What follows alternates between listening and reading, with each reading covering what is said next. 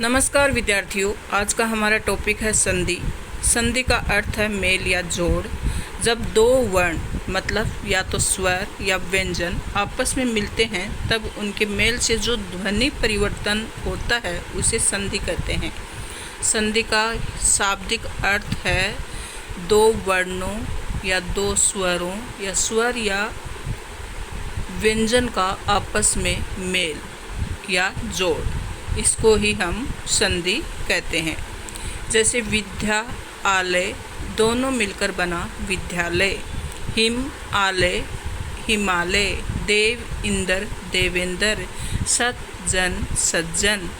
अभी आप ये सोच रहे होंगे कि दो वर्णों का मेल है या शब्दों का। संधि में दो वर्ण का मेल होता है। जैसे विद्या में धा जो है इसमें आ की ध्वनि निकलती है, मतलब आ स्वर है, और इधर आले में आ है। तो अंतिम पहले शब्द का अंतिम वर्ण और दूसरे शब्द का पहला वर्ण, इन दोनों को मिलाकर जो मिलने के बाद परिवर्तन होता है, उस परिवर्तन से जो शब्द का रूप बनता है उसे हम संधि कहते हैं। जैसे विद्यालय, तो इसको हम ऐसे नहीं लिखेंगे विद्यालय, इसको लिखेंगे विद्यालय, मतलब धा में आ स्वर भी शामिल है। इनको शामिल करने के बाद शब्द बना विद्यालय। हिमालय, देव इंद्र, तो देव में व में ए स्वर है और ई, यहाँ पर ए और ई मिलकर ए बना, मतलब वर्ण में परिवर्तन हुआ, और परिवर्तन होना ही संधि की मुख्य विशेषता है। मतलब ध्वनि में परिवर्तन होता है, वहाँ संधि होती है। सज्जन, यहाँ तय का जय बन गया, मतलब वर्ण भी परिवर्तित हो गया। तो हम संधि के नियमों में ये सब पढ़ेंगे कि कौन से शब्द में कैसे परिवर्तन हो रहा है और संधि कैसे बनती है, संधि के प्रमुख प्रकार कौन कौन से हैं, कौन कौन से शब्द किस तरह से चेंज होते हैं। संधि तीन प्रकार की होती है। स्वर संधि, मतलब स्वरों का मेल होता है। व्यंजन संधि, व्यंजन का मेल होता है। और विसर्ग संधि, स्वर और विसर्ग का मेल होता है। जब दो स्वरों के मिलने से परिवर्तन होता है उसे स्वर संधि कहते हैं। तो स्वर संधि के भी 5 भेद हैं: दीर्घ संधि, गुण संधि, वृद्धि संधि, यण संधि, अयादि संधि। दीर्घ संधि की विशेषता क्या है कि दीर्घ मतलब बड़ा रूप बन जाए। कोई भी वर्ण का, मात्रा का बड़ा रूप ही दीर्घ संधि कहलाता है। जैसे ए और ए अगर आए तो वो आ की ध्वनि में परिवर्तित हो जाएंगे। ए और आ आए तो भी आ में परिवर्तित हो जाएंगे, और आ और ए मिले तो भी आ बन जाएगा। कहने का मतलब है दो समान स्वर आपस में मिलें तो उनका दीर्घ रूप बन जाता है। ई और ई बड़ी ई में बन जाएंगे। ऊ और ऊ, छोटा ऊ दोनों मिलकर बड़ा ऊ बन जाएंगे, और छोटा और बड़ा ऊ मिलकर भी दोनों बड़ा ऊ में चेंज हो जाएंगे, तो दीर्घ स्वर बन जाता है। पहला शब्द दूसरा शब्द किस तरह से संधि बनाते हैं। जैसे हिम है और आले है, तो हिम में जो मैं है, मैं में ए स्वर है और आले में आ स्वर है, तो ए और आ मिलकर हिमालय बना, मतलब माँ बना, मैं नहीं माँ बना, हिमालय। विद्या आलय, तो विद्या में आ स्वर है और इधर आले में भी आ स्वर है, तो दोनों मिलकर, मतलब पहले शब्द का अंतिम वर्ण और दूसरे शब्द का प्रथम वर्ण की जो ध्वनि है उसमें ए और आ आए या फिर ए और ए आए, दोनों का दीर्घ रूप ही बनेगा। तो सूर्य उदय, तो ये मतलब ए है और ऊ है, ये गुण संधि है। मतलब यहाँ स्वर संधि है, पहले वर्ण में ए स्वर और दूसरे वर्ण में ऊ स्वर, ए और ऊ मिलकर ओ बनते हैं। फिर गिरीश, तो ई छोटा ई और यहाँ पर बड़ा ई, तो बड़ा ई बन गया। महाआत्मा, यहाँ बड़ा आ और आत्मा में भी आ, तो दोनों आ मिलकर आ बन गया। अभी ये तो था दीर्घ संधि के उदाहरण। यहाँ पर सूर्योदय गुण संधि का उदाहरण है, ये दीर्घ संधि में शामिल नहीं होगा, बाय मिस्टेक इसमें रख दिया गया है। गुण संधि, गुण संधि की पहचान क्या है? यदि प्रथम वर्ण के जो शब्द है उसका अंतिम वर्ण ए आ है और दूसरा शब्द है उसका प्रथम वर्ण ई है, तो उसका ए और ई मिलकर ए बन जाएगा।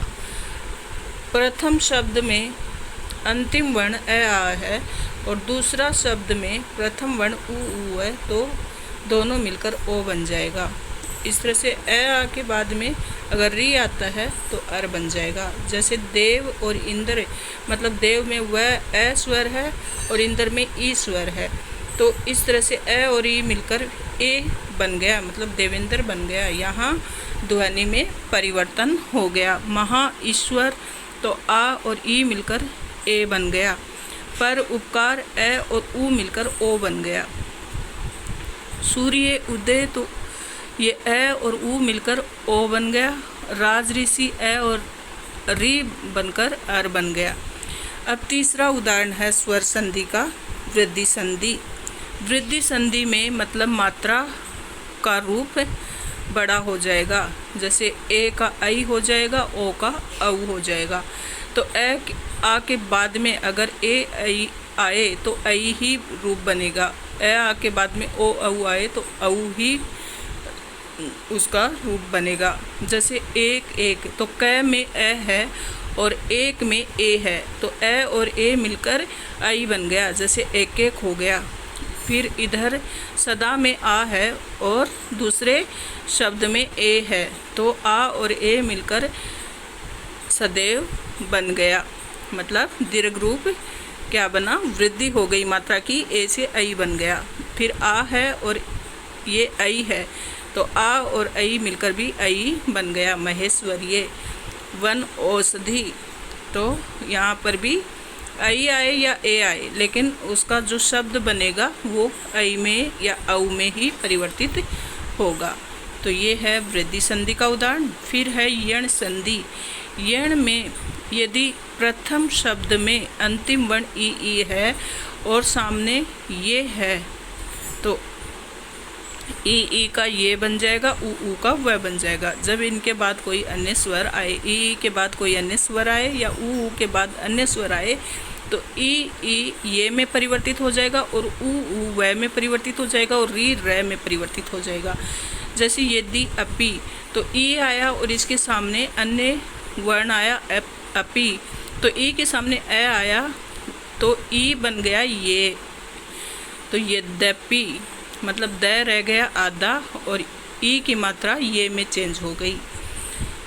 फिर अति अधिक, तो ई आया अंतिम वर्ण और आगे आया अधिक ए आया, तो ई के सामने ए आने से ई बन गया ये, तो तय आधा हो गया और ई की मात्रा ये में बदल गई, तो अत्यधिक बन गया।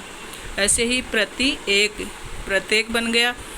फिर सुआगत, तो ऊ बन गया वह में परिवर्तित हो गया, तो ऊ की मात्रा वह बन गई। आगे आगत है तो स्वागत बन गया। फिर है अयादि संधि। ए है वो ए में चेंज हो जाएगा, आई है वो आय में, ओ है वो औ में और औ है वो आओ में। देखो ने और अन, तो ने किस में ए है तो ये ए में बदल जाएगा, तो नयन बन जाएगा। फिर गई है तो आई की मात्रा है तो आय में चेंज हो जाएगी, तो गायक बन जाएगा। भो है तो अन में भवन बन जाएगा और नव है तो ये औ बन जाएगा, आओ बन जाएगा, मतलब नव है तो आओ बन जाएगा, नाविक बन जाएगा। इस तरह से जो ए आई ओ औ है वो ए आय औ आओ में चेंज हो जाएगा। अभी दूसरी संधि है व्यंजन संधि। जब दो व्यंजनों अथवा स्वर और व्यंजन के मेल से व्यंजन में परिवर्तन हो तो उसे व्यंजन संधि कहते हैं। जब दो व्यंजन अथवा स्वर और व्यंजन, मतलब पहला शब्द में व्यंजन हो, दूसरे में स्वर हो, या पहले में स्वर हो दूसरे में व्यंजन हो, या फिर दोनों व्यंजन हो, तो बाद में उनको एक करने पर जो परिवर्तन आता है ध्वनि में, वह व्यंजन संधि कहलाता है। आपको पहचान ऐसे रखनी है कि उसमें कहीं तो व्यंजन होना चाहिए, और व्यंजन होगा उसमें स्वर नहीं होगा तो उसमें हलंत आएगा। जैसे तय के नीचे हलंत है और सामने च वर्ण है, च में स्वर है ए का, तो यहाँ पर पहला वर्ण में व्यंजन है और दूसरे में स्वर है, तो वो जो तय है वह भी च में चेंज हो जाएगा। जैसे सच्चरित्र, तो सत्य में तय जो है वह व्यंजन है, क्योंकि स्वर होता तो हलंत नहीं लगता, लेकिन इसमें स्वर नहीं है, सिर्फ व्यंजन है, इसके लिए ये हलंत आया है। तो सत्य के आगे चरित्र, तो च में हलंत नहीं है, मतलब स्वर है इसमें, तो तय और च मिलकर च ही बनेगा। तो तय का च बन जाएगा और च तो अपने आप में है ही, इसके लिए दो च आए हैं, एक आधा, क्योंकि आधा इसलिए कि तय में स्वर नहीं है, और स्वर नहीं होता है वो वर्ण आधा होता है। तो सच्चरित्र में दोनों को मिलाएंगे तो सच्चरित्र बनेगा। ऐसे ही तय और जय, तय का जय बन जाएगा। सतजन, जैसे तय सत है प्लस जन है, तो जो सामने वर्ण रहेगा च रहेगा तो च तय में बदल जाएगा, जय रहेगा तो जय तय की जगह जय आ जाएगा। तो अगर लय है तो तय लय में परिवर्तित हो जाएगा। जैसे उत्लेख, तो यहाँ पर आपको ध्यान ये रखना है कि हलंत आ रहा है मतलब व्यंजन है, और सामने जो भी वर्ण है वो अगर च है तो उस व्यंजन वाले वर्ण को भी च बना दो, अगर जय है तो जय बना दो, लय है तो लय बना दो। अब उत्लेख, उत्लेख का मतलब हुआ तय को लय बनाना है तो उल्लेख आ जाएगा। फिर तय के बाद श है तो तय तो च बन जाएगा और श छ बन जाएगा। तो उच्छ्वास, तो यहाँ पर आएगा उच्छ्वास। द के बाद ध है तो द के नीचे ध लग जाएगा। जैसे बुद्धिधन, बुद्धिधन। न प्लस मैं है तो न आधा मैं। जगत माता, तो तय मतलब पंचम वर्ण है तो तय का भी पंचम वर्ण आ जाएगा। जैसे तय थ द ध न पांचवा वर्ण है और सामने भी पंचम वर्ण आया है, मतलब मैं भी पांचवा वर्ण है तो तय का भी न बन जाएगा। जैसे सतमार्ग, तो तय का पांचवा वर्ण न होगा तो सन्मार्ग बन जाएगा। इस तरह व्यंजन में परिवर्तन होता है, बस ये नियम पढ़ने की आपको ज़रूरत है। व्यंजन संधि के प्रमुख उदाहरण कौन कौन से हैं? जैसे सच्चरित्र, सज्जन, उल्लेख, उच्छ्वास, उन्नति। जैसे उन्नति का हम करेंगे, संधि विच्छेद करेंगे तो कैसे करेंगे? उत्नति, क्योंकि सामने पंचम वर्ण है इसके लिए तय का भी न बन गया तो उत्नति आएगा। सन्मार्ग का सत्मार्ग, तय का न बन जाएगा। जगत माता, उद्वार, तद्भव, सद्भावना। अभी विसर्ग संधि, जब विसर्ग के बाद आने वाले वर्ण के कारण कोई परिवर्तन हो तब उसे विसर्ग संधि कहते हैं।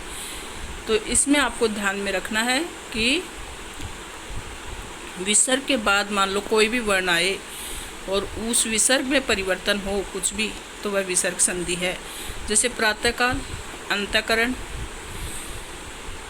देखो विसर्ग के बाद कैक है, पैफ है आए तो विसर्ग वैसा का वैसा ही रहता है। जैसे प्रातः में के बाद विसर्ग आया और उसके बाद काल आया मतलब कै आ गया, तो इसमें कोई परिवर्तन नहीं होगा, विसर्ग वैसे के वैसे रहेगा।